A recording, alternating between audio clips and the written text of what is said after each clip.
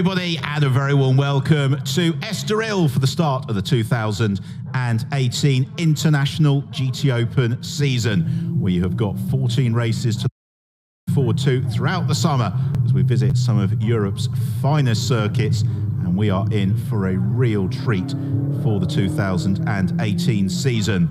It all kicks off this afternoon at the former home of the Portuguese Grand Prix, the Estoril circuit, just outside Lisbon. It's a very warm welcome from Ben Evans as you join us on a sunny, if somewhat blustery day here at the Estoril circuit. But the on-track action promises to be extremely hot indeed. We've got, once more, a very sizable entry for the International GT Open Championship this year, but a very different looking entry from the one that we saw last year. Of last year's season regulars, we've only got 4 unchanged car and driver combinations, but we do have the reigning champion Giovanni Venturini returning to defend his title with Imperiale Racing. We've got last year's championship runner-up, the man we're watching now, Fran Rueda, once more back at the wheel of a Teo Martin Motorsport BMW. This season, though, he is partnering Andres Saravia, and Fran Rueda having a slightly tougher time of it in qualifying this morning. It was the Lusic Racing Ferrari of Michael Mack which came through to take an excellent pole position, and Mack partnering Alessandro Pierguidi this season. Lusic Racing Ferrari, surely one of the strongest pairings in what is a very, very competitive field. There is the sister Lusic Racing Ferrari, one of the foremost of the Pro-Am class cars, Michele Rugolo and Alex West, because this year, once more, we have 3 very distinct classes in the International GT Open: the Pro class, the Pro-Am class, and the Am class, all of which have got very strong entries, all of which were very, very close in qualifying, which took place in dry, if overcast conditions earlier on this morning. So Michele Rugolo and Alexander West, contenders for the Pro-Am Championship, Rugolo having finished 2nd in the championship overall, going back to 2015 when he was alongside Passim Lathoras, whereas West finished 3rd in the Pro-Am Championship last year and has been an outright race winner. Now here is one of the cars that could spring a real surprise this afternoon. Qualifying 5th overall, it's one of the Drivex Mercedes of Jamie Campbell-Walter, former World GT champion, alongside Ferdinand Habsburg, the driver who so nearly won the Macau Grand Prix. So is the reigning champion Giovanni Venturini in the green Imperiale Racing Lamborghini Huracan that this season he is sharing with the very promising Dutchman Jeroen Mul. And following him around to the grid is the other, the Drivex Mercedes. That is the car of Marcello Hahn and Alam Kader, who will be right in contention in the Pro-Am class. Returning to the championship this year is the Ombra Racing team, and they've switched from Ferraris to Lamborghinis. A very strong all-pro driver lineup in the form of very experienced World Endurance Championship campaigner Fernando Reis, who starts the car this afternoon, and he is partnered with Damiano Fioravanti. Raffaele Giamaria in another of the Imperiale Racing Lamborghini Huracans, running in the Pro-Am class alongside Jia Tong Liang. Raffaele Giamaria, who was a front runner last season. So here is the pole sitter Michael Mack, who finished 5th in the championship last year, alongside Miguel Ramos. This year Ramos has moved to the Dico Lazarus Racing Lamborghini squad. Indeed, there is the car that Ramos is going to be in this season alongside Fabrizio Crestani, whereas Michael Mack is now partnered by the reigning World Endurance Championship LMGT Pro champion Alessandro Pierguidi. The Lusic Ferrari will start from pole positions. The grid just beginning to form up. There is the 3rd in the Imperiale Racing Lamborghini Huracans.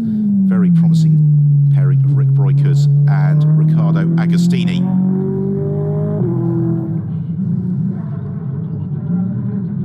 Two cars in all taking to the track for qualifying this morning. But now they're all fully focused on the job ahead, which is this 70-minute season opening race. There is, of course, the mandatory pit stop that will come around about halfway through proceedings, which is where the element of strategy will start to come to the fore. And as the season unfolds, of course, the way that success and performance is balanced out through the season is with the addition of pit stop time for the drivers who finish in the top positions in their class in the preceding races. Of course, this being the first race of the year, nobody is carrying any additional pit stop time, so it's going to be a straight race through to the flag.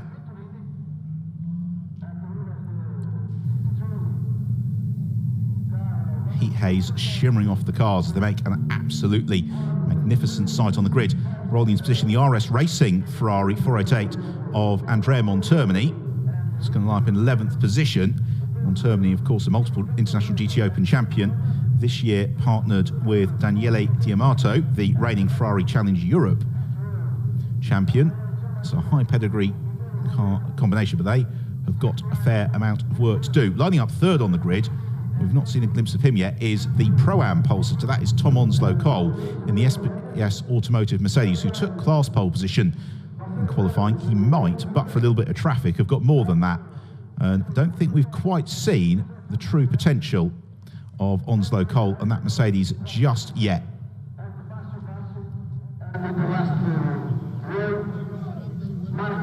So last conference with Michael Mack, the wheel of the Lusick Racing Ferrari 488, and for Mack, the job is going to be to lead the challenge down towards turn one as the grid starts to be cleared. Giovanni Venturini, then the reigning champion, shares the front row with him. Venturini and Mapelli, it all came down to the last lap of the season in Barcelona to eventually seal the deal. Here then is the Pro-Am pole sitter Tom Onslow-Cole, the SPS Automotive Mercedes. He and Valentin Pierberg returning for a tilt at the Pro-Am Championship in 2018. That car going very, very well through practice and qualifying. Fourth on the grid, the second of the Imperiale Racing Lamborghini Huracans. That is entrusted to the hands of Rick Breukers. Breukers finished second in the European Lamborghini Super Trofeo last year.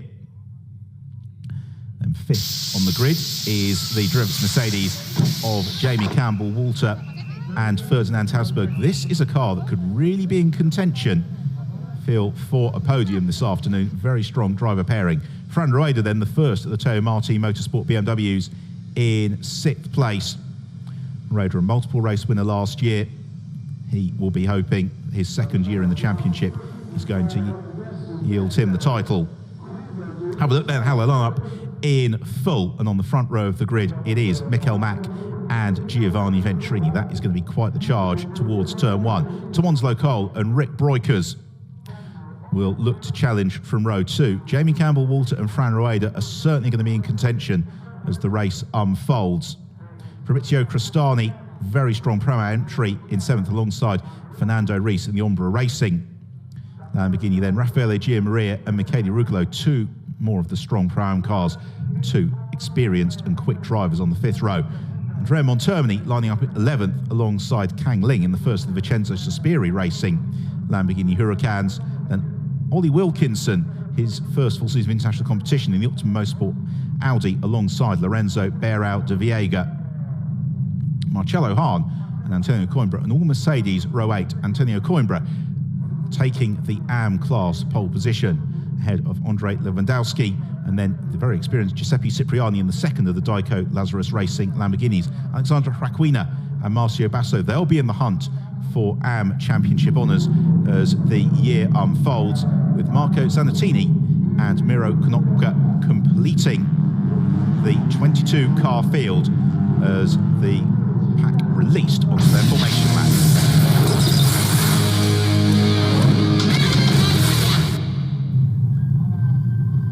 Phenomenal strength in depth then throughout the class of 2018, and this promises to be a thrilling season, and we've got all the makings of a very entertaining afternoon sport here in Estoril. It is going to be a 70-minute race. There is the mandatory pit stop that comes between the 28th and 42nd minutes of the race. So that means we've got about a 14-minute pit window, which for those who want to play strategy is an overlap of about 7 laps, depending on the strategy that the teams want to deploy. They all run, of course, on the Control Compound Michelin tyre, which offers some great performance, and managing the tyre allocation through the course of the weekend is absolutely key as well. But we have got the front of the field that comprises of a Ferrari, a Lamborghini, a Mercedes, not too far back before you get to the first of the BMWs. And certainly in the Pro-Am class, watch as well for the progress of Ollie Wilkinson, Bradley Edison, the Optimum Motorsport Audi, as the field make a magnificent sight, running along this backstretch of the 4.2 terrestrial circuit, 13 turns for them, and we're currently following them through turn 6 now, before they run downhill towards turn 7 and 8. It's a track that promotes the opportunity for overtaking, plenty of passing places around the track, but they're going to have to really work for it in the Portuguese sunshine this afternoon. There's been plenty of testing throughout the winter. There's been plenty of testing this weekend as well, as we go in car with Fabrizio Crestani, Dico Lazarus Racing, Lamborghini Huracan. Crestani, the 2016 International GT Open champion, partnering this season with the 2015 champion Miguel Ramos, and they are surely going to be contenders in the Pro-Am class. As Crestani just falls into formation behind Jamie Campbell-Walter. Also in car with Lorenzo Berau de Viega. Martin Motorsport BMW, as the field forming up side by side. We're getting ready for the start of the first race of the season. Waiting for the lights on the gantry to change, and then we'll be underway. And the way we go now is a very good start from Tom Onslow Cole, who gets squeezed towards the pit wall by Mikael Mack, who didn't quite anticipate the start as well as he had hoped, as Montermini brushes the Armco as they head towards turn 1. It's going to be very, very tight. They all somehow squeeze through, a little bit of bumping, but amazingly nobody rotating as Mack leads the way from Venturini, then Onslow Cole. Jamie Campbell-Walter launches to the outside of Fran Rueda. So they plunge downhill, and Campbell-Walter gets elbowed aside. There's contact. One of the Lamborghini Huracans has gone around and been tagged by Montermini. Ollie Wilkinson and Marcello Hahn are sadly caught up in that as well. We'll pick out who it was in a couple of moments' time. But Mikael Mack leading the way. It's then, once you get to Montermini, there's a bit of a split in the field. And hopefully, nobody's been left static for too long. Meanwhile, the good start from Michele Ruglo. He's up behind Montermini. So really fighting for position behind. But at the front of the field, this three-way scrap beginning to form. Crestani's had a great start. He's up into 7th place. Jamie Campbell-Walter, he shuffled down through the field. He's one of the drivers who was caught out. I think it was Rick Broikers who was the driver who got turned around in the Imperial Racing Lamborghini Huracan. Rafael Gia Maria poaches a position off Lorenzo Berau de Viega. And yeah, unfortunately, Rick Broikers and Ollie Wilkinson yet to come through to complete the second sector. Wilkinson through now, but Broikers not long as now Onslow Cole. He's got a good run here on Giovanni Venturini as Mikael Mack trying to make good his escape as they complete the first lap of the race. So it's the Luzic Racing Ferrari that leads, the Imperiale Racing Lamborghini second, the SPS Automotive Mercedes third. Fourth is going to be Fabrizio Crestani. Fifth, Fran Rueda, and sixth, Andrea Montermini, is Giuseppe Cipriani. Makes a move to the inside of Antonio Coimbra. Cipriani gaining the position. Onslow Cole still bobbing and weaving. When we see a replay at the start, you'll see how Onslow Cole got squeezed by Mikael Mack, having anticipated the start really nicely. He still leads the Pro-Am class, but hoping to maybe take the challenge to the front of the field. Rick Broikers sadly doesn't appear to have come through as yet to have completed the first lap of the race. Nobody else appears to have sustained too much in the way of damage as the battle's now beginning to come together at the front of the field. Venturini busy trying to fend off Onslow Cole. Mikkel Mack likewise trying to stretch the field. Then in fourth place it's Crestani. He's trying to stay with Onslow Cole. In fifth position it's Fran Rueda, who did a good job of staying out of trouble at the start. Sixth, Andrea Montermini. Seventh, Michele Rugolo. Eighth, Jamie Campbell-Walter. Ninth, Raffaele Gianmaria. Lorenzo Beirao de Viega rounding out the top 10. The field thunder down the start and finish stretch into the second lap of the race. Downhill towards the braking zone. Again, Venturini just moves off line. Make sure there's nothing doing for Onslow Cole. The same for Andrea Montermini, with Michele Rugolo tucked up behind him. Jamie Campbell-Walter trying to bridge the gap to them. He's bringing Gianmaria and Beirao de Viega, Kangling with him for company as well. First, the Vincenzo Sospiri. Now, here's another look at the incident, and that's really multiple instances at play there. Now, here's another look at it. Campbell-Walter got squeezed out by Fran Rueda as he turned in. There was just a tap. Rick Broikers went in hot. Kelly Rugolo was part of it. Andrea Montoni got tagged, and behind, Marcello Hahn and Ollie Wilkinson responding had an incident all of their own. As Fran Rueda looks to the inside for Fabrizio Crestani into turn 6, and Rueda trying to thrust the BMW to the inside of the Lamborghini Huracan. Nothing doing as they rumble on downhill.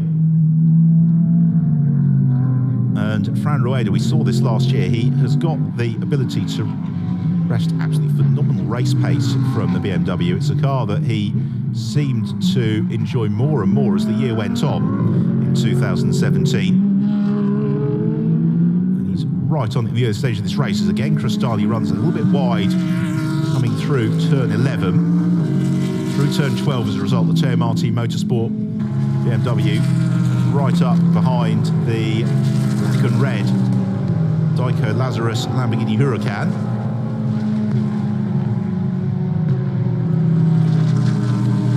Across the line they go into another lappers behind. Jamie Campbell-Walter alongside Raffaele Gianmaria, and Gianmaria might go through.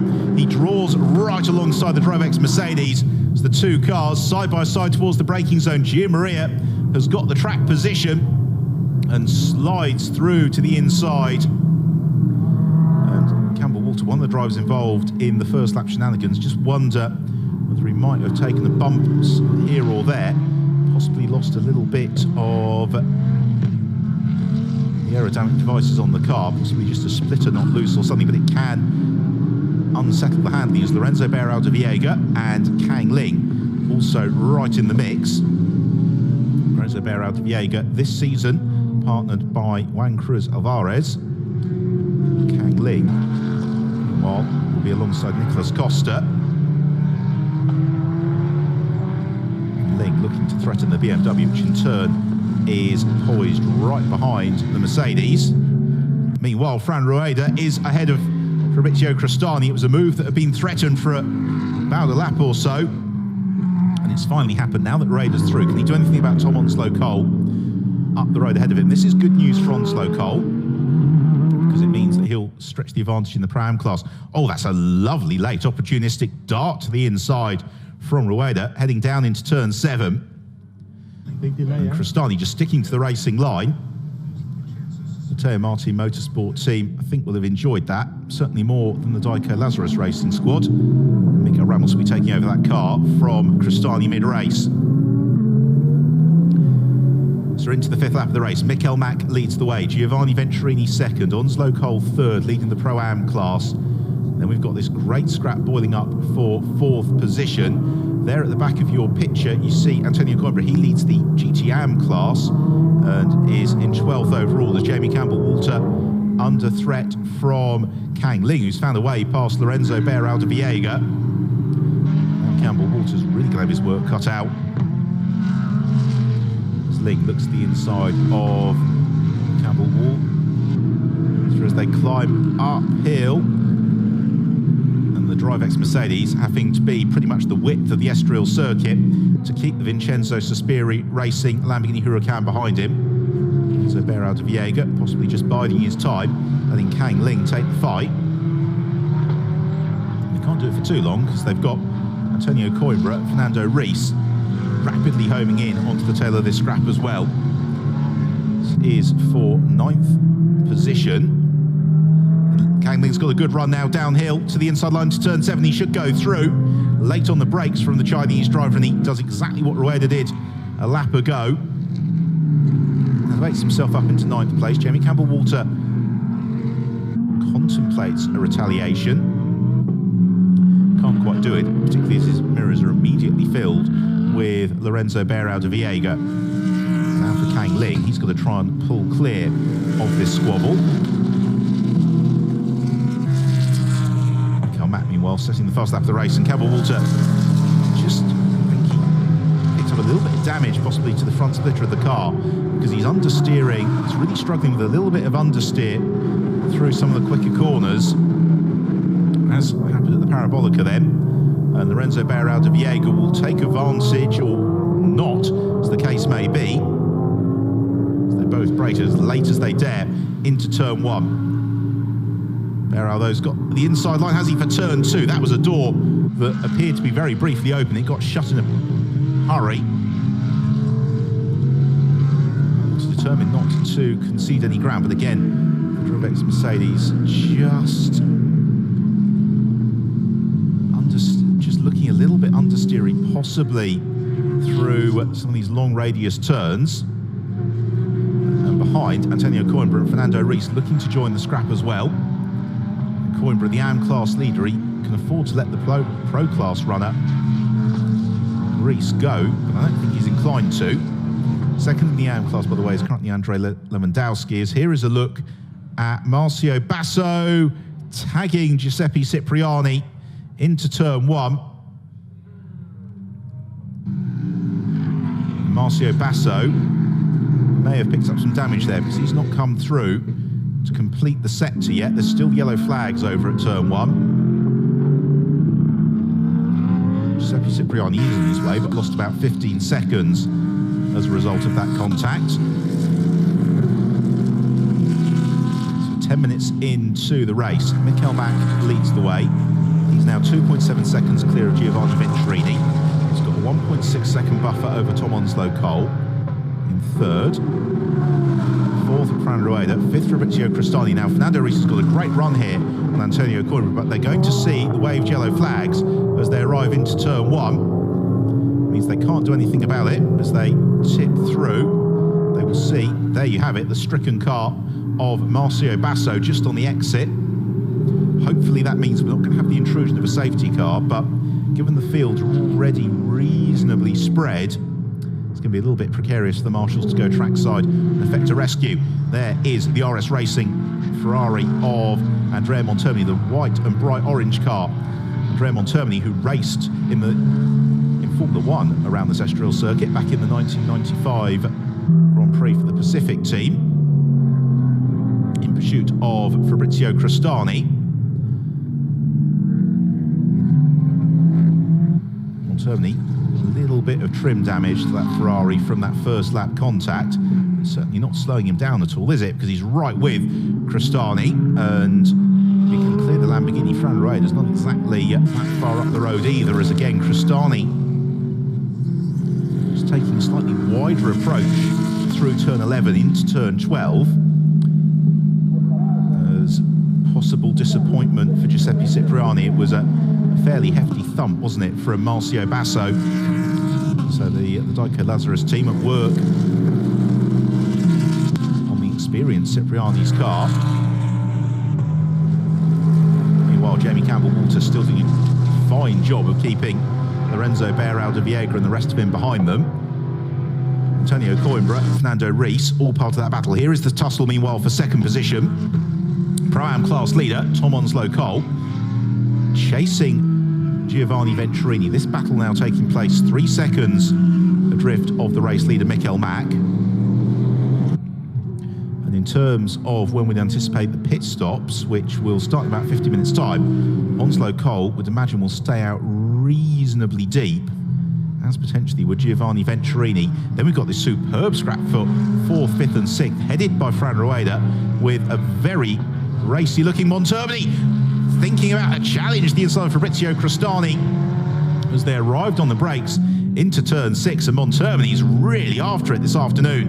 And this characterises how he went about his racing en route to the championship in 2013. He was spectacular in 2014 as well.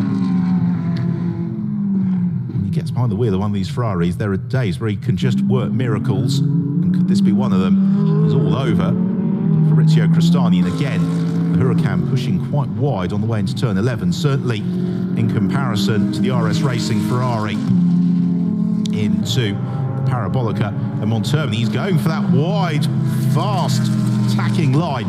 That might propel him with a good run down towards turn 1. It's not going to be of any use if it does, however, because we've still got double waved yellow flags covering the recovery of Marcio Basso.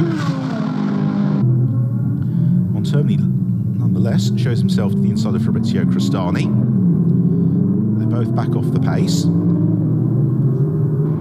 Meanwhile, Fernando Reis is alongside Jamie Campbell-Walter, and Reis is going to go past the Drivex Mercedes.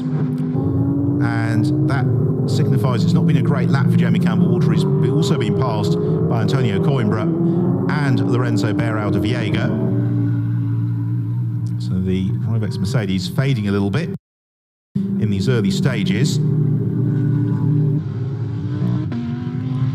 Well, this early stages, we're on the 9th lap of the race. We're 15 minutes into it. 2 casualties, Marcio Basso and Rick Breukers. Oh, and contact between Montermini and Fabrizio Crestani. Michele Rugolo is scattered as well. This is over at turn 6. And Crestani leaves some dark lines, and that shake of the head from Miguel Ramos tells you everything you need to know about what he thinks about the incident. We didn't see how it started, but we had seen that Andrea Montermini was all over Fabrizio Crestani. But has he got a bit of damage to the RS Racing Ferrari? He would appear to be ailing as they went up the hill. Daniele Diamato. Oh, it's a puncture for Montermini. Is it the car was porpoising a little bit? We'll have another look. As Montermini picks up the speed, but he's going to keep pressing on. For a moment, it looked as if the car had punctured just the angle at which it was running. He's back up to speed. He's got Michele Rugolo hunting him. That lap for Montermini was 1:43.0, so when he lost 2 seconds, just appeared as if there were slightly more substantial problems at play. Hopefully we'll get another look in a moment's time about what happened. Meanwhile, Raffaele Giammaria is right with Fabrizio Crestani, and Giammaria's got a problem too. Bodywork coming off the Pirelli Racing Lamborghini of Raffaele Giammaria. Smoke for a moment, something flying loose. It's all happening, isn't it, in the early stages here in Estoril. Still almost 12 minutes away from the pit stop window opening. Hopefully Fabrizio Crestani's not picked up any damage. Here is another look at it. Montermini went for a move. He was quite a long way alongside Fabrizio Crestani. Crestani tried to cover the line anyway. Daniele Diamato vexed by it. Here then is what happened with Raffaele Giammaria. That is most bizarre. Right, back to the fight for 10th place, headed by the Teo Martin Motorsport BMW of Lorenzo Beirao de Viega. It's the Sport and New Mercedes of Antonio Coimbra, the AM class leader, right behind him. And then Fernando Reis in the Ombra Racing Lamborghini Huracan, also part of that scrap. They're easing clear of Jamie Campbell-Walter in 13th. 14th place, Andrei Lewandowski, second in the AM class. And then Oliver Wilkinson recovering to 15th following his early spin, with Alexander Raquina completing the AM class podium at the moment in 16th position. So over the start finish line towards turn 1, Antonio Coimbra's got Fernando Reis bobbing and weaving behind him. The Sport New Mercedes likewise closing up to the Teo Martin Motorsport BMW. So great scrap again, multi-mark racing. All these cars strung around different parts of the circuit. Front of the field, Michael Mack, we've not seen him for a while. He now leads by 3.2 seconds from Venturini, who's only 1.5 seconds up the road from Onslow Cole. And that contact between Montermini and Fabrizio Crestani has elevated Michele Rugolo second in the Pro-Am class, also given Onslow Cole a reasonably hefty class lead. Plenty of challenging going on.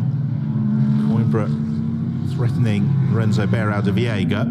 Fernando Reis waiting to see how it all unfolds in front of him as they run downhill, and Coimbra might fancy a move here into turn 7, has a little bit of a look to the inside of the BMW. Tries to force the error from Berau de Viega, who has absolutely none of it. Fernando Reis still poised to pick up any pieces that may fall his way. Up through the chicane.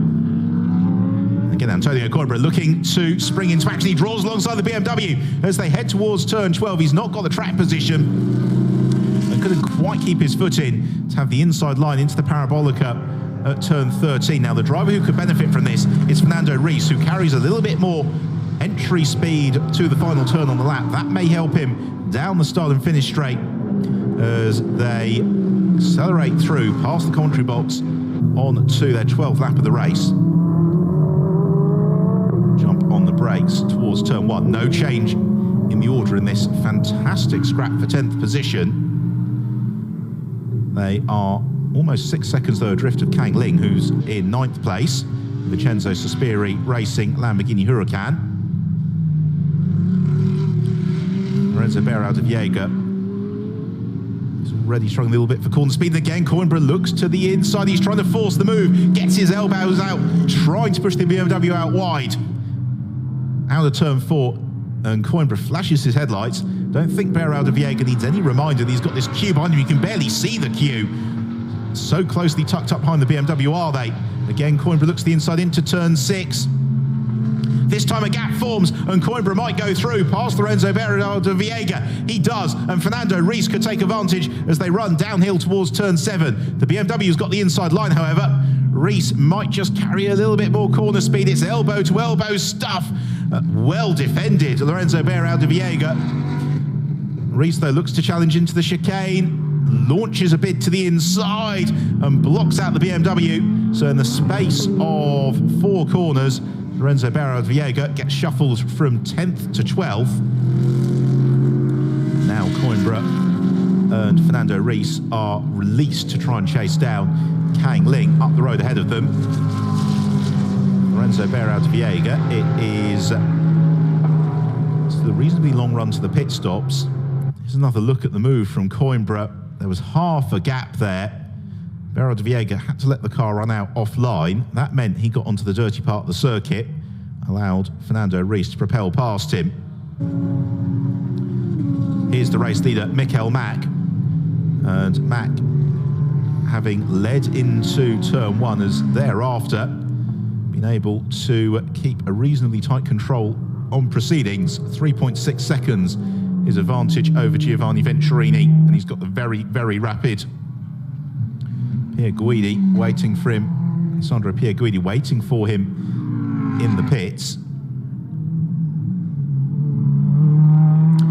Michael Mack put in some phenomenal drives last year. The Music Racing team watching the monitors. They'll be hoping to score a debut victory in the International GT Open if they possibly can.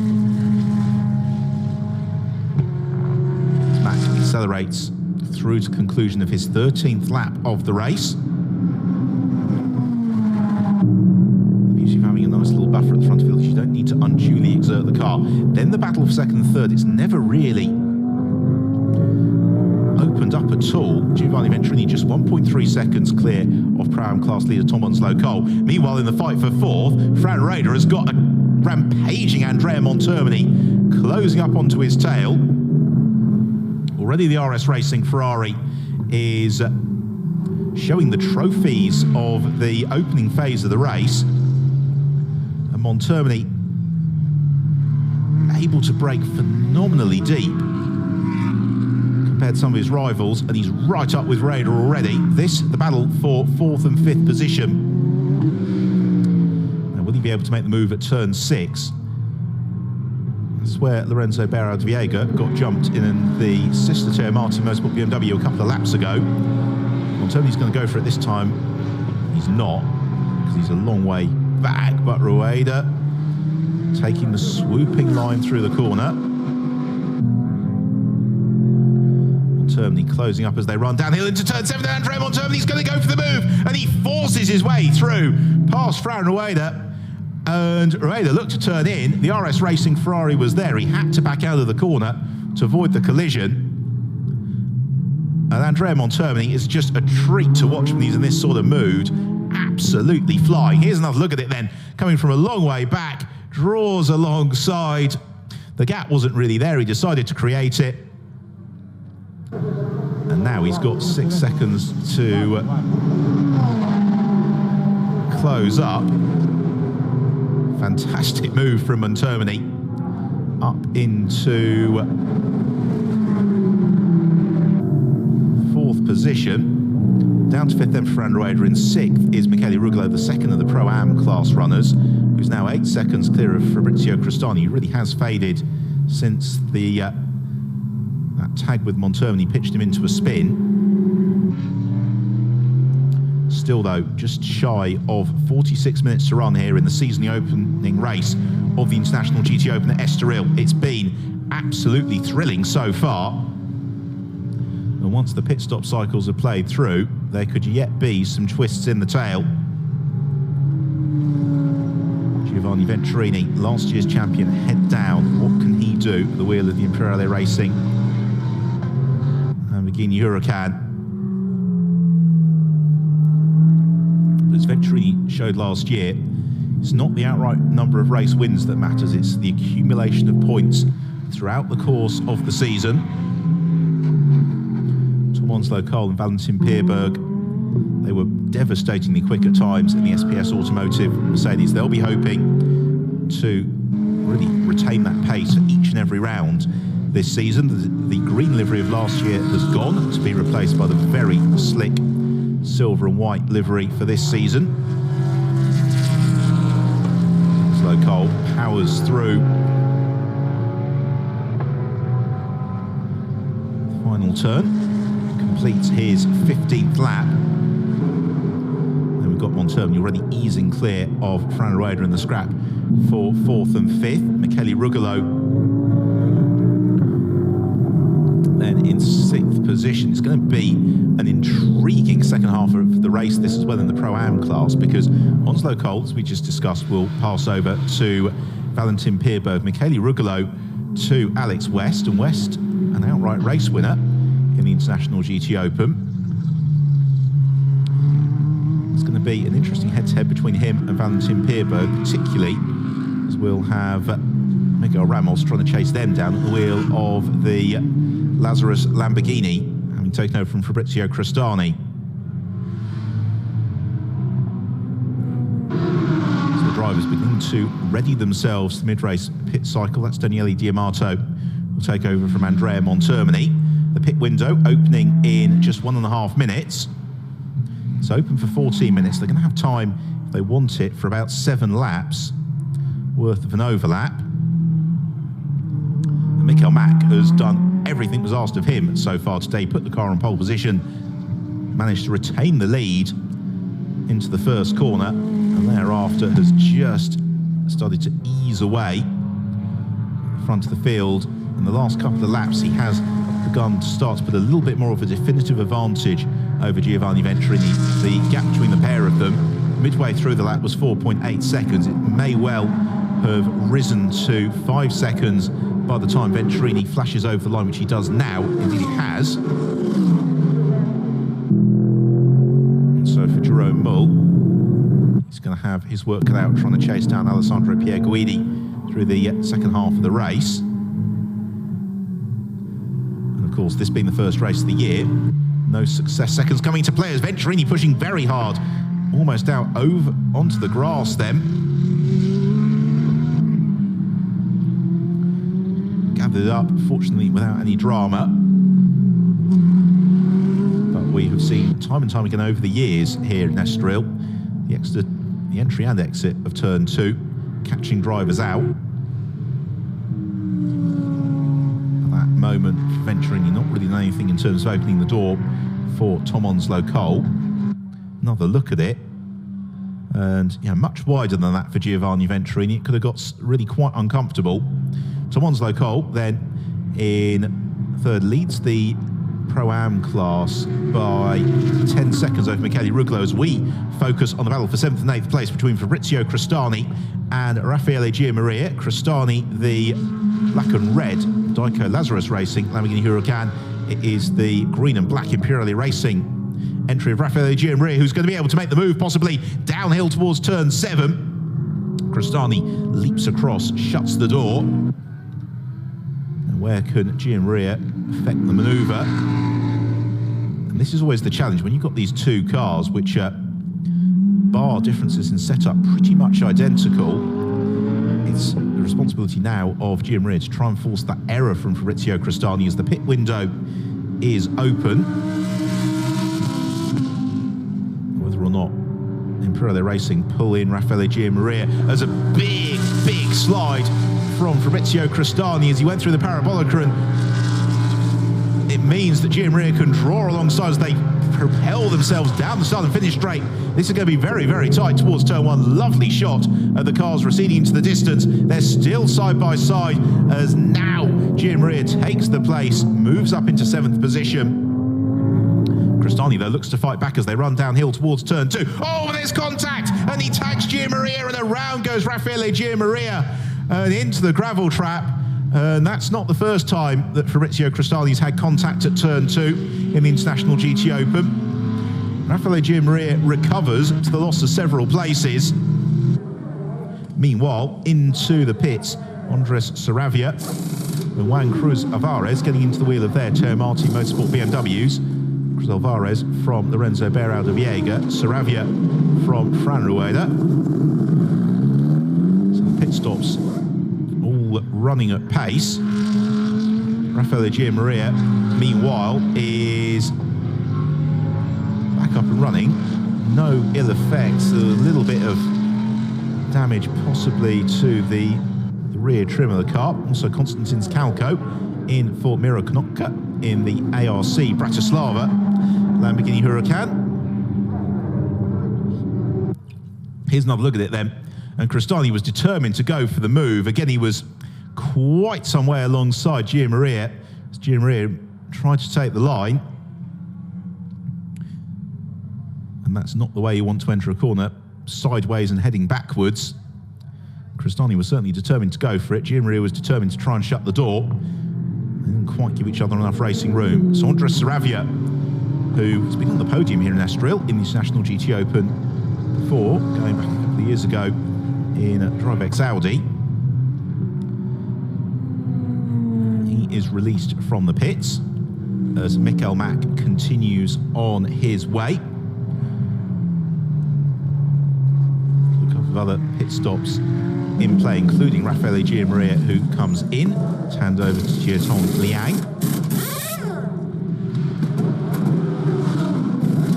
So the Chinese driver pops the seat insert in, hops into the cockpit as well.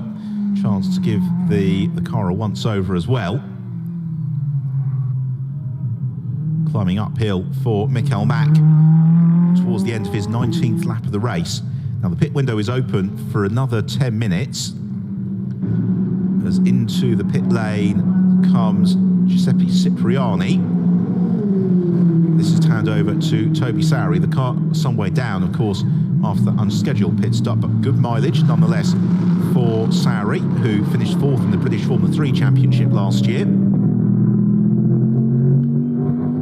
So Mack powers through his lead now, 6 seconds over Giovanni Venturini. Venturini still just over a second ahead of Tom Onslow Cole.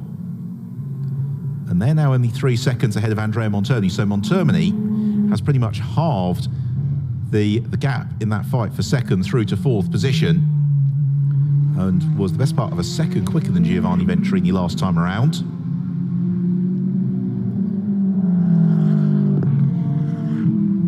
Mikael Mack not taking any chances at the wheel of the Luzic Racing Ferrari. He's just each and every lap been able to be a little bit quicker than much the rest of the field, although the driver who's currently quickest on the circuit at the moment is Andrea Montermini in the RS Racing Ferrari. That uses every inch of the road, runs downhill, picks his way through turn 7, and the key here for Mikael Mack is he just looks unhurried, unflustered. He's kicking up a bit of dust then, as also in is Jamie Campbell-Walter, the Drivex Mercedes, and Ferdinand Habsburg will take over from Campbell-Walter. Frustrating race for the pairing. Campbell-Walter, his chances fading a little bit after that early contact. Nonetheless, useful mileage this will be for Ferdinand Habsburg. Mikael Mack going on for another lap. That will bring him over half-race distance. As Giovanni Venturini, though, does duck into the pit lane. So Venturini is in from second place to hand over to Jerome Mull. Onslow Cole, we'd anticipate, is going to stay out through to the latter stages of the pit window. And Andrea Montermini, the way he's been going, they might have to drag him in. So to a halt, door open. Venturini hops out. A slightly taller figure of Jerome Mull, who was racing with success in the IMSA series last year, will jump in. So that elevates Onslow Cole second, but there you see in the background Andrea Montermini. They're in amongst a little bit of traffic as well. Appears to be one of the Vincenzo Sospiri Racing Lamborghinis. Both of those cars have come in quite early to make their pit stops. So Onslow Cole, for the first time in the race, and indeed today, released into clear air. He'll be looking to try and further extend his advantage over Michele Rugolo in order to give Valentin Pierberg a fairly nice and healthy advantage to inherit. It's back into the pits, unfortunately, for Toby Sowery. So a frustrating day for the Dyco Lazarus team, both their cars in the wars, both of them through contact. Cipriani, of course, early in the race, tangled with Marcio Basso, and for Toby Sowery, it would sadly appear as if possibly something's gone wrong, and that's that. Meanwhile, race leader now into the pit lane, Mikael Mack at exactly half-race distance. He has got the very, very rapid Alessandro Pierguidi to take over from him. No pit handicap today, so the Italian should emerge with about a 7-second advantage. All the teams, any downtime in the last couple of days, have been busy practicing pit stops, making sure all runs smoothly. So they've got a minimum pit stop time of 70 seconds. Which means they don't need to rush things, there just needs to be that studied concentration, making sure everything gets done as it ought to. That promotes Tom Onslow Cole to the lead of the race. And Onslow Cole, 11.1 seconds his advantage in the Pro-Am class. The Am class still headed by Antonio Coimbra from Andrei Lewandowski, and now Marco Zannottini through pit stop cycles as Miguel Ramos will jump in to the Dyco Lazarus Lamborghini, having taken over from Fabrizio Crestani. So the race all turned on its head a little bit. Still 5 minutes or so of the pit window to run. So that means for Tom Onslow Cole and Michele Rugolo, they've got the chance to do another 2 laps if they want, to try and hammer in the advantage in the Pro-Am class. Meanwhile, Julio Boilengi takes over from Andrei Lewandowski in second, the Vincenzo Sospiri Racing Lamborghini Huracans, and that car pitting him from second in the Am class. Also into the pits is Mario Cordoni, who will jump into the Crypto Mercedes. Again, another smooth pit stop as anticipated. Onslow Cole keeps rolling, but Andrea Montermini is into the pits to hand over to Daniele Diamato. So the RS Racing Ferrari also peels to the pit lane. An intriguing second half of the race we've got in prospect. Montermini runs all the way down to the very, very far end of the pit lane. To a halt, door open, mechanics get to work. tyre change being completed as quickly as possible. The RS Racing squad doing the job as Alessandro Pierguidi, unsurprisingly, the foremost of those drivers who have pitted. 3.9 seconds his advantage over Jerome Mull. Took over from Giovanni Venturini. Then Andres Saravia, of those who've had pit stops, is third in that queue, but there's a lot of very quick cars that are going to come out in and amongst that mix. Well, you see Jerome Mull chasing Alessandro Pierguidi, and Mull setting a very, very quick lap time last time around, a 1 minute 39.7. Waiting for Daniele Diamato to emerge from the pits. I think he is going to emerge now. Where is he relative to Andres Saravia is the question. He's going to be behind Saravia.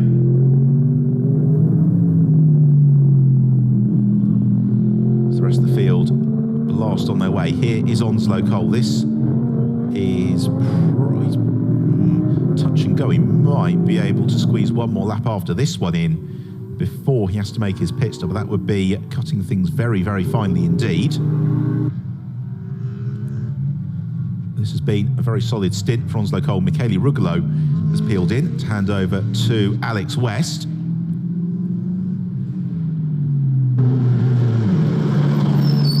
Here is the pit stop.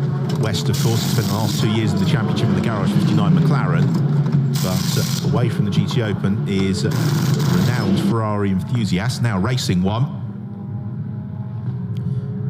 and looking to start his Pro-Am campaign with a podium, possibly even more. It's going to be fascinating to see the battle between West and Valentin Pierburg in the second half of the race. Meanwhile, we've got a very racy Nicolas Costa challenging Onslow Cole and darting to the inside of him. And Costa, of course, in the Vincenzo Sospiri Lamborghini Huracan on fresh Michelin rubber. Driver who finished first in the Italian GT Super GT Cup a couple of years ago. Pressing on early in his stint, and that possibly will signify that it's time for the SPS Automotive Mercedes to peel into the pits. That last lap from Onslow Cole was a 1 minute 41.3. Nicolas Costa, he's going to be possibly tilting for 1 minute 39 on this occasion. As Onslow Cole indeed ducks into the pit lane now. Alessandro Pierguidi just setting the fastest lap of the race, a 1 minute 38.8. Pierguidi, that's his first full flying lap of his stint, really not hanging about. So Onslow Cole to a halt, door open, driver about to emerge. In gets Valentin Pierburg, a chance once more to admire the livery on that car. For the Lizic Racing Ferrari team, this is possibly going to be the perfect afternoon for them. They have pole position, they've currently got fastest lap, and by the time these pit stops are shaken through, the smart money says that they're also going to be having the lead of the race, and a reasonably comfortable one at that too. So Pierguidi rides the curbs, turn 12. Final pit stop to be completed. That's Antonio Coimbra and Luis Silva switching places. Really good stint though from Antonio Coimbra. Pat on the back from Luis Silva. Congratulated because they once more are in the box seat in the AM class. As Valentin Pierburg gets on his way, and Pierburg is probably going to shuffle out of the pits into about third position by the time that we get the adjusted order, which we'll be able to give you later on in this lap, which there is no doubt Alessandro Pierguidi is the race leader. Second place is going to be Jerome Mull. The question is whether or not Valentin Pierburg emerges in fourth, because Andres Saravia it is, who's going to be up into third. Saravia showing great race pace again. Valentin Pierburg then fourth, leading the Pro-Am class. Here's the scrap between Bradley Ellis, and Ellis is right up behind Jiatong Liang and might well go through. The Optima Motorsport Audi squeezed there by the Imperiale Racing Lamborghini Huracan. And Bradley, a former British GT champion, will try and clear the Lamborghini as quickly as he possibly can. thought he'd done the job into turn 12. Liang had different ideas. Launched back to the inside into the Parabolica, and Ellis might just be able to force the move as Jiatong Liang runs very wide through the long right-hander. And Ellis gains the place, moves up into 14th position as a result. So we've got 27 minutes left in the race. The pit cycle is completed. The order is Alessandro Pierre Guidi leads the way. Jerome Mull is second. Andres Saravia is third. In fourth, it's Valentin Pierberg. He leads the Pro-Am class from Alex West, who's fifth, second in class. Daniele Diamato is sixth, ahead of Nicolas Costa. Seventh, Damiano Fioravanti in eighth. Oh, that's very, very close. And that's Alex West being eased aside by Daniele Diamato. Making the move for fifth position. Diamato then looking to go around the outside of Mario Cordoni, and Diamato taking it to extremes with the track limits. It's going to give West the chance to fight back. They're three abreast almost as they head along the start and finish straight. Diamato though determined to secure the position, and West will look to clear Cordoni as quickly as possibly does. Miguel Ramos is currently third in the Pro-Am class. He's ninth overall. And then in 10th place is Juan Cruz Alvarez. Luis Silva. Thumbs up for Andrea Montermi. He enjoyed that. It was a thoroughly entertaining performance. Luis Silva leads the AM class from Martin Conrad and Konstantin Skalko. So plenty of battles to watch for. Now the gap between West and Valentin Pierberg is about 7 seconds, as meanwhile Nicolas Costa is flying at the wheel of Vincenzo Spiri Racing. Lamborghini Huracan, he's about to try and put a lap onto Toby Sowery, which is the first car in that queue. And then behind him he's got Damiano Fioravanti in the Ombra Racing Lamborghini Huracan. And then just control it by the power. Mikkel Mack debriefing. The control of the car doesn't make like this. Exactly. And here is the car that Mack piloted in the first half of the race. Race leader, Alessandro Pierguidi, leading the way, 6.3 seconds, his advantage over Jerome Mull. Andres Saravia then further 9 seconds adrift. Now the driver who could be the one to watch for in terms of progress, one would suspect, is Daniele Diamato in the RS Racing Ferrari. He's 5.6 seconds back from Valentin Pierberg. But on that last lap was almost 2 seconds quicker than Pierberg. But then Alex West, who's second in the Pro-Am class, was a second slower than Valentin Pierberg. And Miguel Ramos, who's third in the Pro-Am class, is 25 seconds adrift to Pierberg, therefore unlikely to threaten him too much. Jerome Mull, at the moment, looking relatively safe in that second position. It's very likely he's going to chase down Alessandro Pierguidi, but also he was a second quicker than Andres Saravia, the man behind him last time around. Now the big question for Andres Saravia in third place is around the extent to which the Teo Marti Motorsport BMW eats up its tyres. Fran Rueda was suffering a little bit towards the end of his stint. And that's what the Guatemalan driver is going to have to manage through the next 23 minutes or so. Jerome Mull into the Parabolica. It's been another good lap though this from Mull. It's going to be a couple of tenths slower than Alessandro Pierguidi, but no more than that. So they reel off their 27th lap of the race. Across the line, 6.4 seconds back from the race leader. But this, in recent years, is how the championship's been won. It's been racking up those podiums throughout the course of the season. Now here is Andres Saravia, third position in the Teo Marti Motorsport BMW that he shares with Fran Rueda. And again, the BMW shown really great race pace and a very nicely matched driver pairing. Saravia, who's been very impressive at the wheel of GT3 machinery whenever we've seen him get the chance. Once more, this solid performance, although last time around he gave away half a second to Daniele Diamato. Diamato, though, is 13 seconds back. So Saravia can afford to run in the low 1 minute 41 second bracket as he's doing now. And I don't think he's going to be too much risk of being chased down. And then fourth place, the Pro-Am class leader, Valentin Pierberg, and he has got Daniele Diamato breathing down his neck already. Here comes Diamato, the RS Racing Ferrari. Now for Daniele Diamato, the chance of an outright race podium is possibly on the cards. It's going to be a big arse, certainly fourth place in the race overall. Could be there for the taking. Diamato again, best by the 2 seconds quicker than Valentin Pierberg on the last tour. But before too long, he might get into the turbulent air behind the SPS Automotive Mercedes. The good news for Pierberg, though, is that he's easing away from Alex West.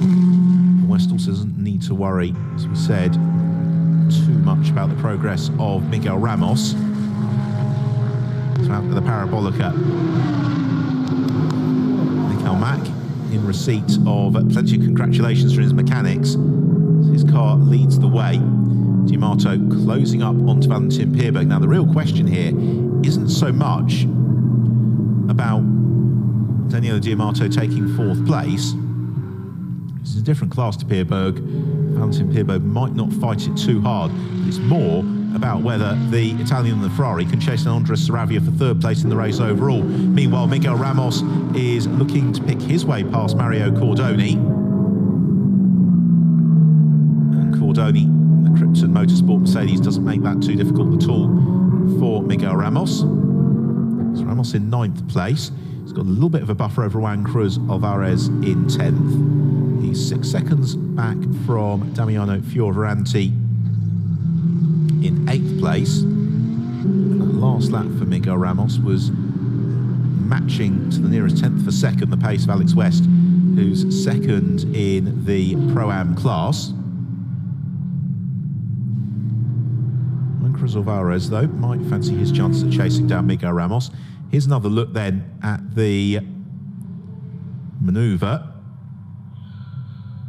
Ramos pulling alongside and around the Mercedes. Here's how it looked in car for Miguel Ramos.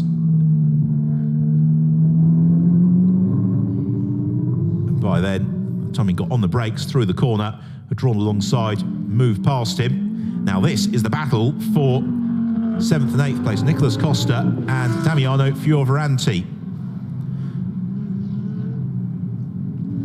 25-year-old Brazilian Nicolas Costa, successful career in GT racing to date as Daniele Diamato right up with Valentin Pierberg. This the fight for 4th and 5th, and suddenly the battles are coming together once more.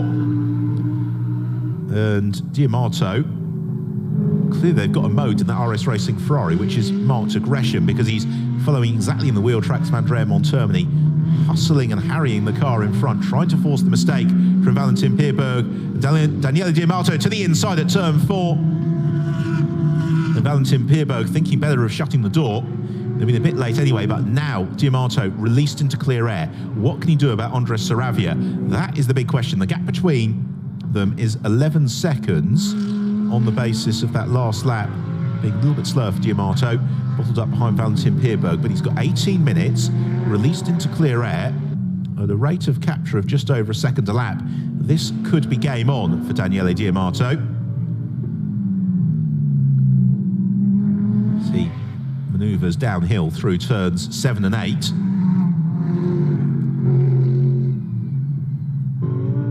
So there are plenty of scraps potentially going to come together, not least for his podium positions. Here's another look at it then for 4th place, and Diamato carrying the momentum out of turn 3, and he could keep it tight to the inside line for turn 4. Valentin Pierberg, no option but to slot in behind him. Smiles from the RS Racing team. Meanwhile, battles elsewhere. Jiantong Liang, the Pro-Am class, going to go a lap down here to teammate Jerome Mull. You can't imagine the Imperiale Racing squad are going to look to delay Jerome Mull too much. Indeed not. Mull around the outside as they come out of turn 5. So that consolidates the 2nd position for Mull. 17.5 minutes to go. Alessandro Pierguidi leads by 6 seconds over Jerome Mull. Third place is Andres Saravia. Now Saravia is 10 seconds exactly up from Daniele Diamato. And that's the gap we're going to watch for. Valentin Pierberg leads the Pro-Am class in 5th place. He's 10.8 seconds up the road ahead of Alex West, who is 2nd in class. West, though, is being caught very quickly by Nicolas Costa and Damiano Fioravanti, and also Miguel Ramos as well. So Ramos might yet snatch 2nd in the Pro-Am class. It's an ask for Ramos, but it's an ask that could just be on at the moment. Here's the race leader, Alessandro Pierguidi, reeling off his 31st lap of the race. Meanwhile, Daniele Diamato really eating into Andres Saravia in the fight 3rd and 4th. Back to the Costa and Fioravanti battle. And the pace they're going, not only are they scrapping formidably, they're still running quickly, and they are catching Alex West as Fioravanti looks to draw alongside Nicolas Costa as they turn through turn 12. The Italian driver Damiano Fioravanti, racing in the Formula V8 3.5 Championship last year, former Euro Formula Open race winner as well, and adapting very nicely to the GT3 machinery. So they flash through across the line, 1 minute 41s apiece. So now only 3.5 seconds back from Alex West. In the background, you see Miguel Ramos as Fioravanti goes to the move into turn 1. He leaves it very, very late and runs out wide. He was determined to go for it and just couldn't get the car stopped and turn through the corner in time. A great scrap this between the pair of them as they climb uphill out of turn 3. Plenty for the teams to enjoy on the pit wall. They're about to close up onto, well, there is Alex West, who is in 6th place, whom they're pursuing. I should also tell you the fight for 3rd, the gap between Saravia and Diamato is now down to 8.6 seconds. And the rate of capture is 1.5 seconds a lap, so that could be on between now and the checkered flag. Miguel Ramos also catching Alex West at a rate of 2 seconds a lap, and that is going to be on before the flag, depending on what happens between Costa and Fioravanti, because the pair of them are going at it like they're in Formula 3 cars. They are really, really close. A little bit of attack. Oh, and a spin for Toby Sowery. He recovers, which is just as well, because otherwise, given where he'd come to a halt, that would have brought out a safety car. Another look at it. Possibly Ambition overtaking Adhesion a little bit at the rear of the car, breaking away from him.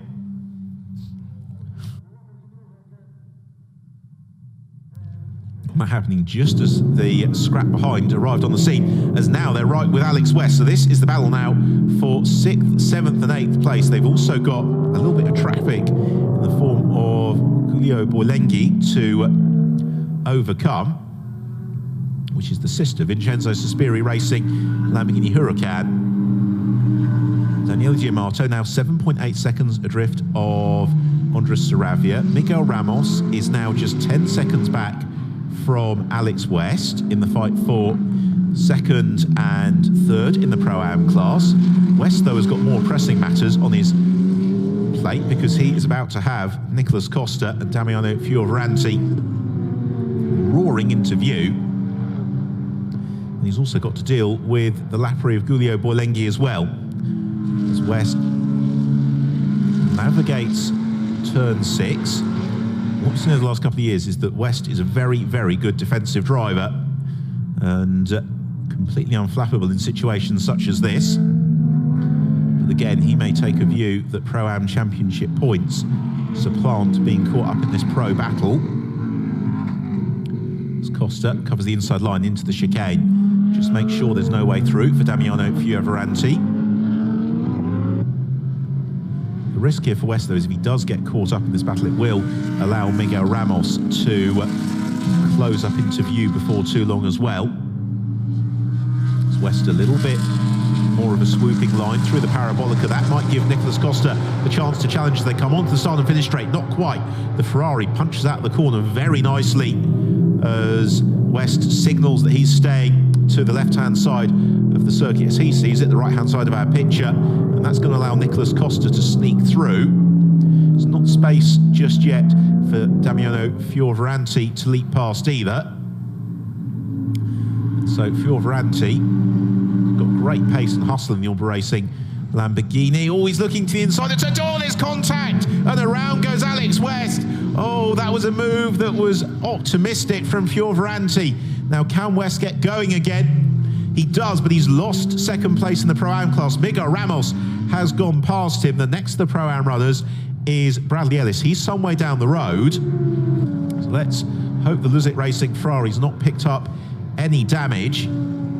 But drama once more at turn 2.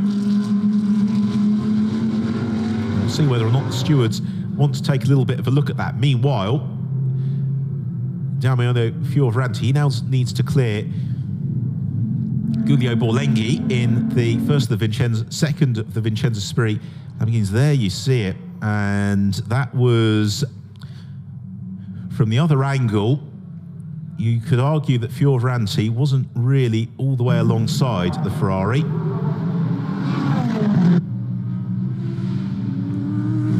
Meanwhile, Damiano Fioravanti has lost out to Toby Sowery. So is that a signifier of damage to the Umbra Racing Lamborghini Huracan, or just being caught up in amongst traffic? What it has all allowed is Nicholas Costa to run clear, because Giulio Borlenghi is some way down. He's in the AM class. Toby Sowery's even further down. Damiano Fioravanti is being delayed by their battle. And he looks inside at turn 1, and again the door gets shut, but he's able to ease past one of the two Lamborghinis ahead of him. According to our timing screen, pretty much half of the team managers in the field are currently on the cusp of being summoned to race control. 10 minutes to go. Alessandro Pierguidi leads the way. Jerome Mull is second, 6 seconds back. Third place is Andres Saravia. Fourth is Daniele Diamato, but Diamato now only 5 seconds back from Andres Saravia. Fifth, leading the Pro-Am class, is Valentin Pierberg. Sixth place is Nicholas Costa. Seventh is Damiano Fioravanti, the blue, red and white car we're watching now. Eighth place and second in the Pro-Am class is Miguel Ramos. Ninth is Juan Cruz Alvarez. In 10th place and third in the Pro-Am class is Alex West. 11th place, Ferdinand Habsburg. 12th is Luis Silva, who leads the AM class. From in 13th place, Martin Conrad, second in the AM class. 14th is Bradley Ellis. 15th, Jiatong Liang. 16th, Constantins Calco, who's third in the AM class, ahead of Giulio Borlenghi, Mario Cordoni, and Toby Sowery. So that is the current classification. Now, the battle that we may want to try and pick up in a few moments' time is the progress of Daniele Diamato, who's now just 4.1 seconds adrift of Andres Saravia. Giovanni Venturini watches on the Pirelli Racing pit wall. Jerome Mull putting together a very solid performance. Now, here is the Teo Marti Motorsport BMW, and there is Daniele Diamato. This is for third place in the race overall, and the rate of capture from Daniele Diamato suggests that we're going to be in for a very close scrap for the final podium positions in the last couple of laps of the race. The RS Racing Ferrari, it qualified down in 11th position, but in the race it has been a formidable proposition. Now, can Daniele Diamato get it up onto the podium? Meanwhile, Damiano Fioravanti has moved clear of Toby Sowery. Now Fioravanti into clear air again, trying to chase down once more Nicholas Costa in the Vincenzo Sospiri Racing Lamborghini Huracan. 8 minutes to run. Alessandro Pierguidi's just gone onto his 37th lap of the race. Here is the race leader. He's about to close up onto Martin Conrad. Now, Martin Conrad in the pink Mercedes, there you see it, he is currently lapping 2 seconds a lap quicker than Luis Silva in the lead of the AM class. He's only 8 seconds back from Luis Silva, so we could yet see a change in the lead of the AM class as well.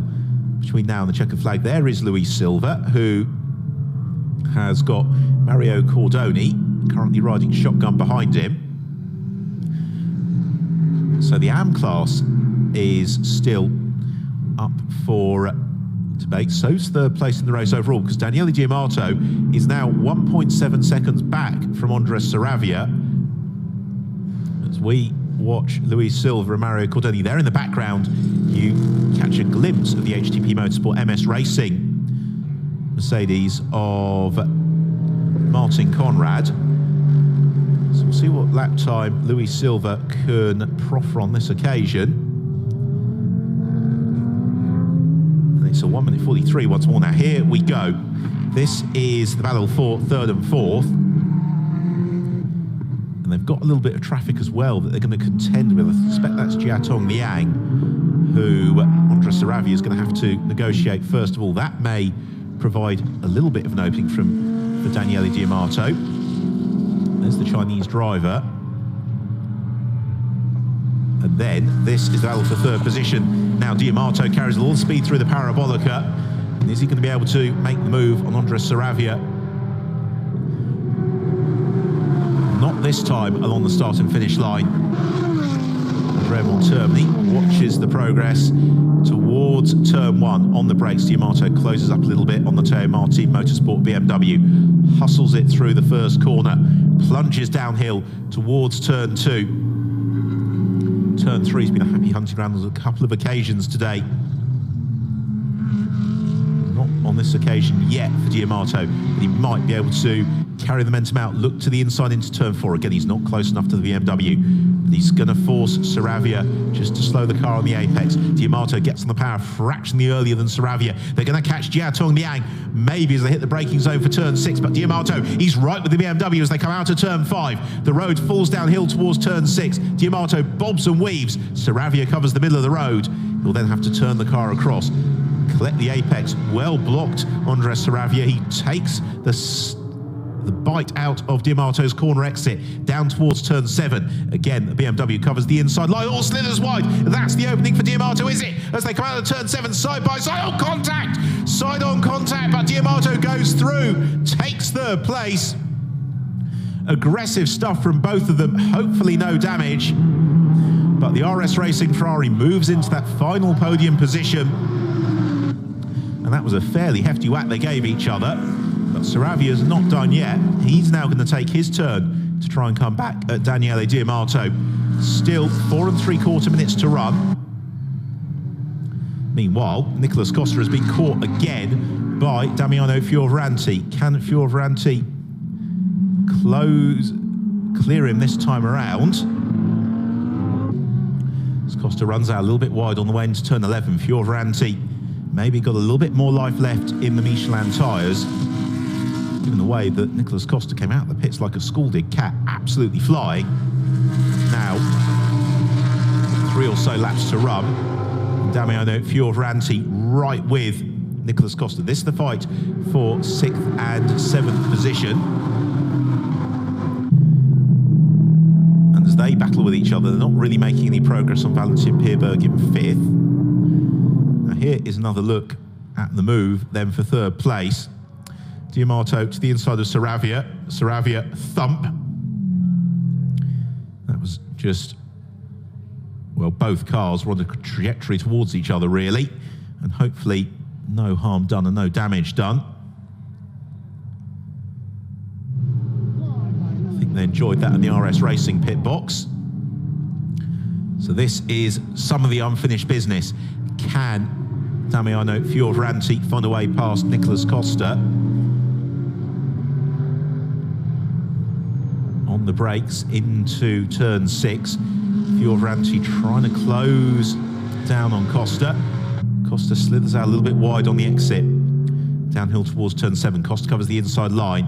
Now, the adverse camber here has caught people out all afternoon. Well done, Nicolas Costa. He really slowed the car on the apex. There's still half a glimmer for Fioravanti, but he can't take advantage. And Costa doing a fine job of driving a very wide car. He's just slowing it down on each and every apex, not allowing Fioravanti to get the slingshot wherever it can be dangerous. Into the Parabolica. 2.5 minutes left in the race. Already Alessandro Pierguidi well into his 40th lap. He'll be coming through to start the last lap of the race. momentarily. So 2 laps for Costa and Fioravanti to sort themselves out. Through they come over the start and finish line towards turn 1. Costa, middle of the road, lights ablaze. Fioravanti ducks one way, has to back out of it. Costa was covering the inside line. Fioravanti looking for the slingshot to the inside. Nothing doing. Costa just covers the line as they swing out of turn 2 towards turn 3. Again, Costa defends. Slows the car, keeps it on the apex. Fioravanti has to jump on the anchors mid-corner. Costa doing exactly the same uphill. He's just covering every single inside line. They've got Toby Sowry, who's caught them pretty much as an unintended consequence, because Costa is now in full-blown defensive mode here. Out of turn 5 towards turn 6, not even a mini's width to the inside as they're headed towards the braking zone. This is quite a wide corner though, and Fioravanti could potentially try and sneak some more ground. Meanwhile, downhill out of turn 2 for Alessandro Pierguidi, the race leader. The Luzic Racing Ferrari, but for the pit cycle, has led every metre of the race this afternoon. Michael Mack dominating the early stages, and then Alessandro Pierguidi perfectly poised for the second half of the race. He's in to the final lap. It has been pretty much the perfect performance for the Ferrari squad. They got pole position. They've got fastest lap now for Alessandro Pierguidi. And are they going to get race victory? Well, barring something fairly catastrophic happening over the next couple of kilometres, it looks as if they will. 8.8 seconds, the advantage over Jerome Mull in second place. So Alessandro Pierguidi comes through the chicane, picks his way uphill, just a couple of turns to go. Sets us up for a fascinating season ahead. But first blood in the 2018 International GT Open Championship is going to go the way of Luzic Racing, Alessandro Pierguidi and Michael Mack. Alessandro Pierguidi accelerates out of the final turn. The checker flag goes out to greet him. He and Michael Mack are victorious in Estoril. The Luzic Racing team celebrate. Perfect performance for them. Second place will go to Jerome Mull and Giovanni Venturini. The Imperiale Racing team back on the podium in the first race of 2018. And the team celebrating a job done with a tenacious third place finish going to Daniele Diamato and Andrea Montermini from 11th on the grid up to third place. The RS Racing team, 4th position to Andres Saravia and Fran Rueda, the Teo Martin Motorsport squad. And then we will see momentarily a celebration for Montermini and the RS Racing team on the pit wall. The Pro-Am honours will go to Valentin Pierberg and Tom Onslow Cole. Pierberg takes the flag with the AM class claimed by Luis Silva and Antonio Coimbra. Thrilling and entertaining race to start the season. Drama from first lap through to the last, and plenty of entertainment along the way. Alessandro Pierguidi celebrating a job done. And as any of the drivers will tell you, the points at the start of the season are just as important as the points at the end of the year, and to start the campaign with an emphatic victory could prove to be very important when we come to Barcelona in October and the final event of the year. In the Portuguese sunshine, it has been victory for Pierguidi and Michael Mack. So check then of the final classification. Alessandro Pierguidi and Michael Mack taking the win from Giovanni Venturini and Jerome Mull, with Daniele Diamato and Andrea Montermini in third place. Fourth is Fran Rueda and Andres Saravia. Valentin Pierberg and Tom Onslow Cole winning the Pro-Am class. An excellent fifth position, ahead of Nicholas Costa and Kang Ling. A tenacious sixth from Fernando Reis and Damiano Fioravanti. Pro-Am runners-up, Fabrizio Cristaldi and Miguel Ramos in eighth, clear of Lorenzo Beraldo Viega and Juan Cruz Alvarez in ninth. The top 10 completed by Jamie Campbell-Walter and Ferdinand Habsburg. Alex West and Michele Rugolo completing the Pro-Am podium in 11th, from Am class winners Luis Silva and Antonio Coimbra, taking the class from Conrad and Raquina, and then Konstantin's Calco and Miro Knopka third in the Am class. Means that Pierre Guidi and Michael Mack take the early season championship lead, but just one race down and 13 to go. So into Parc Fermé, very happy Alessandro Pierre Guidi. Tried to squeak out of the gap that Jerome Muller's left him.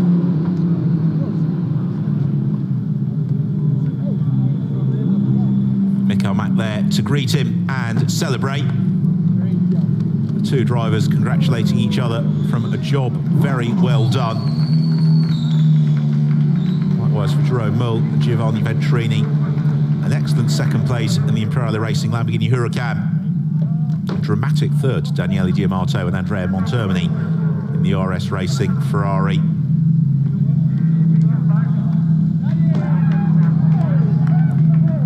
Thumbs up from Alessandro Pierre Guidi, and that is exactly what the team would have, the sort of performance the team would have hoped to have got from him.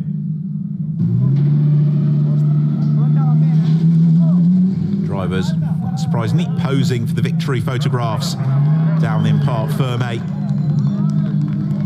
Lots of congratulations going around. Daniele Diamato goes to celebrate with his mechanics. Great move late on the course on Andres Saravia to snatch that third position.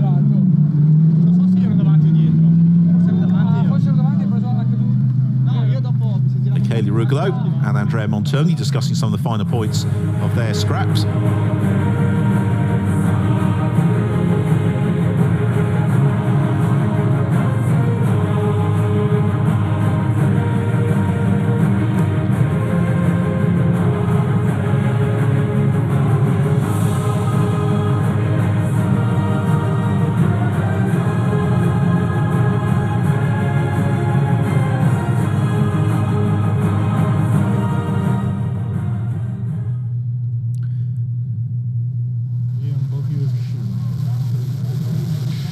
Michael Mack, Alessandro Pierre Guidi, first winners of the year. A special day for Lutzig Racing because it's first race, first win.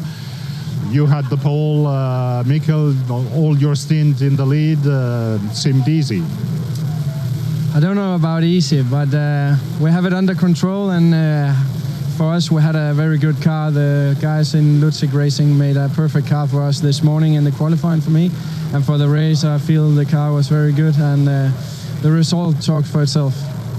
And Alessandro Pierre Guidi back to P1 in the GT Open after many years, and now as a world champion. Welcome back.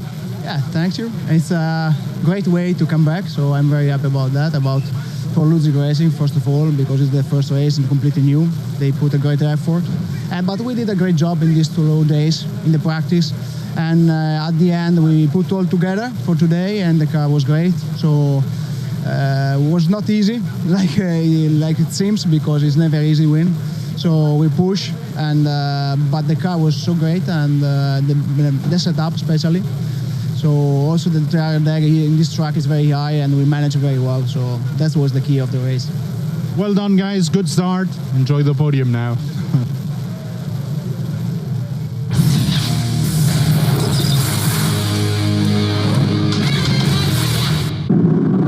It's Michael Mack, who had pole position for the opening race of the year, and he had to get his elbows out early on to keep Tom Onslow Cole from slipping past him. Andrea Montermini also squeezed as they headed towards turn 1, but it was Mack who led the way from Giovanni Ventrini. It went a little bit wrong though. Then at turn 3, Rick Broikers spinning after contact with several cars. Ollie Wilkinson and Marcello Hahn also caught up in it, with Osmarcio Basso after contact with Giuseppe Cipriani in the early stages too. There was some frenetic dicing going on throughout the field as Andrea Montermini was charging through the field, and that resulted in a spin for Fabrizio Crestani. Crestani, though, well in the mix. doing battle with Raffaele Giammaria. That also ended in tears. This time it was Giammaria who rotated through the gravel trap. Post pit stops, and Daniele Di Amato was flying, having taken over from Andrea Montermini, moving clear first of all of Alex West, then Valentin Pierberg for a late chase down of Andres Saravia, who was at that point in third position. While Damiano Fioranti also pushing very hard, he made contact with West. This was the move though that put Daniele Di Amato into third position overall. At the front of the field, Alessandro Pierguidi and Michael Mack dominating the race for Luzic Racing, claiming victory on the team's debut. Fantastic performance for them. Jerome Mull, Giovanni Venturini in second, with Daniele Di Amato and Andrea Montermini completing the podium. Valentin Pierberg, Thomas Locole winning the Pro-Am class. Luis Silva and Antonio Coimbra, Am class honours. So time for the first podium of the season, and celebration time for Andrea Montermini and Daniele Di Amato. A fighting drive at the wheel of the RS Racing Ferrari.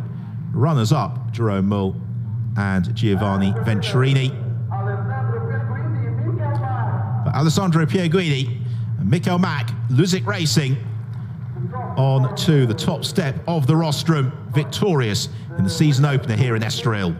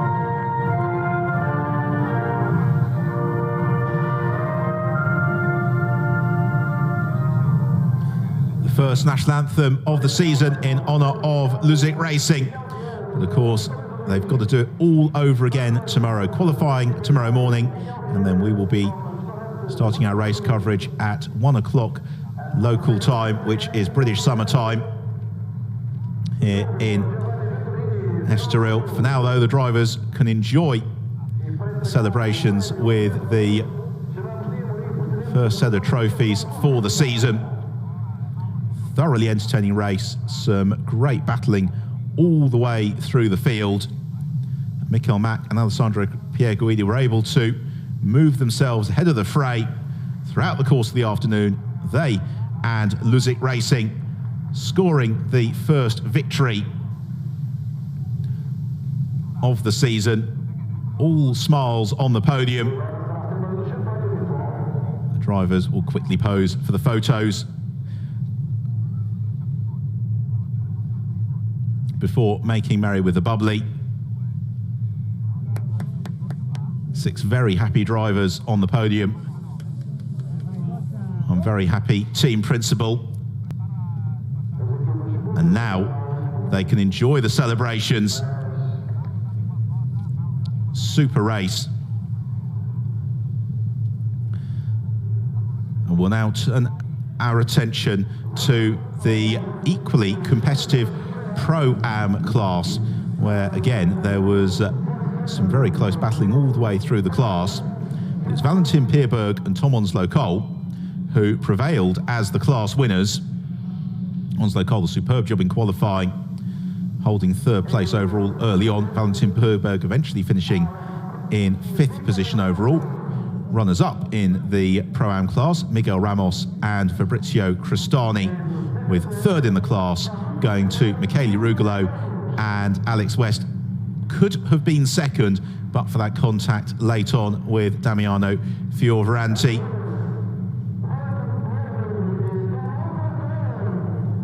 Ramos and Cristani to the second step of the podium, and class winners Valentin Pierberg and Tom Onslow-Cole, they were clear of the pack.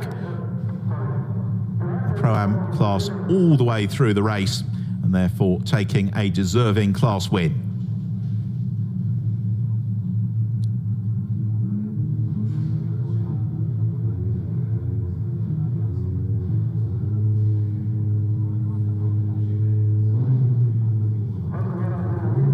So we'll get the trophies presented momentarily.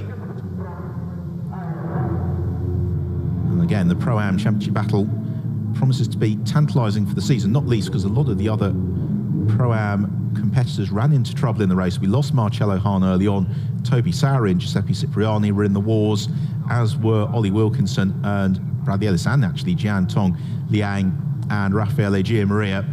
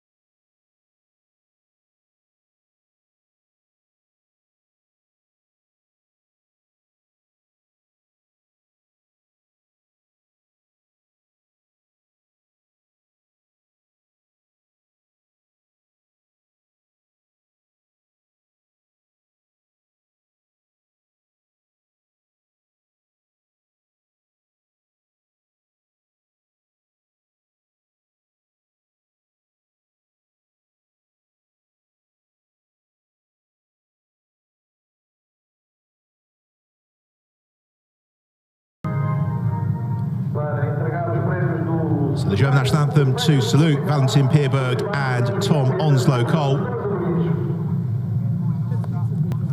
Move on to presentation of the trophies. Third place to Rugolo and West.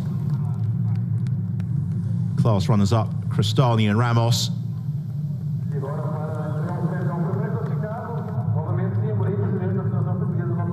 Class winners Onslow-Cole and Valentin Pierberg.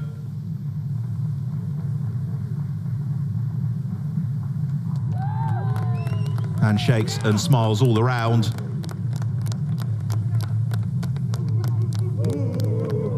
With the serious business of the afternoon done, time for the drivers to celebrate with the bubbly.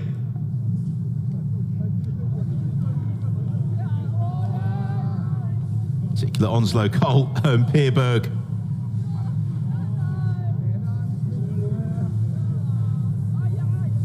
Six very happy drivers once more, but possibly a feeling from a couple of them about what might have been.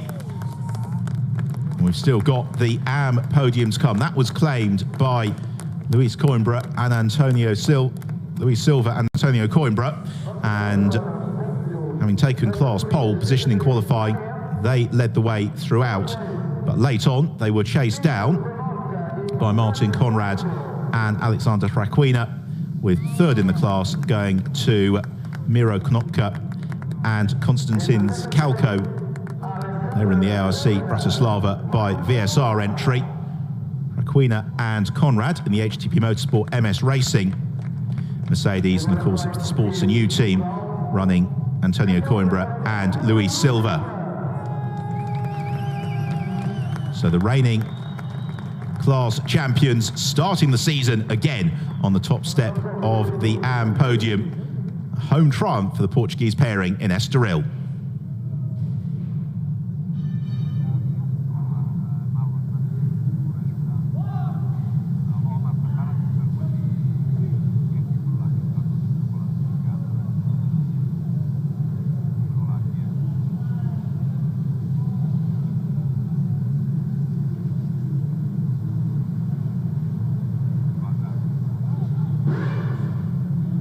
All smiles, waiting for the anthem.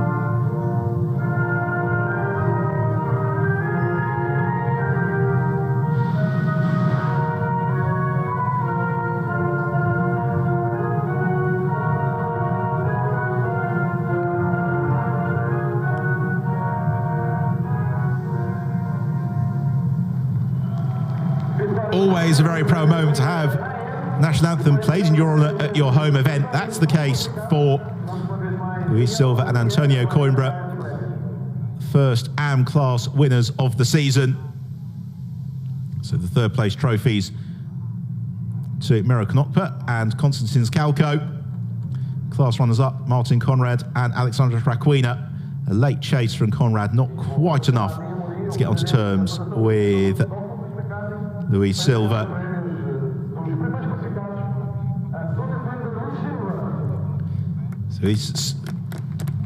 So Luis Silva, Antonio Coimbra winning the AM class, but today's race won by Alessandro Pierguidi and Mikkel Mack. We will be back at 1 o'clock tomorrow. We'll see you then. Bye from Estoril.